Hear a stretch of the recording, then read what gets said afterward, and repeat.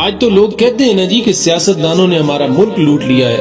آؤ تمہیں رسول اللہ کے زمانے کے ایک صحابی رسول جو سیاستدان تھے ان کا واقعہ سناتا ہوں تو روح کانپ اٹھے گی. حضرت سعید بن عامر جن کو حضرت عمر نے حمص کا گورنر بنایا، یہ قبول نہیں کرتے، کہتے میں گورنر نہیں بنوں گا. پھر حضرت عمر نے جب ان کو بھیجا، گورنر بن گئے. مال غنیمت میں ایک دفعہ مدینے میں کچھ مال زیادہ جمع ہوا. حضرت عمر نے مختلف صوبوں کی جب غریبوں کی لسٹیں منگائی تو سعید بن عامر کے صوبے کے کچھ خاص لوگوں کو حضرت عمر نے کہا کہ تمہارے صوبے میں جو غریب ہیں ان کی لسٹیں بھیجو. جب لسٹ آئی تو اس میں پہلا نام حضرت سعید بن عامر کا تھا. کہا ہمارے گورنر کے پاس تو پہننے کو کپڑا نہیں، کھانے کے لیے روٹی نہیں. حضرت عمر بیٹھ کے رو پڑے. فرمایا تمہارا گورنر اتنا مسکین ہے؟ اشرفیوں کی ایک تھیلی بھر کے حضرت عمر نے بھیجی. حضرت سعید بن عامر کے پاس جب پہنچی کہنے لگے انا للہ و انا الیہ راجعون.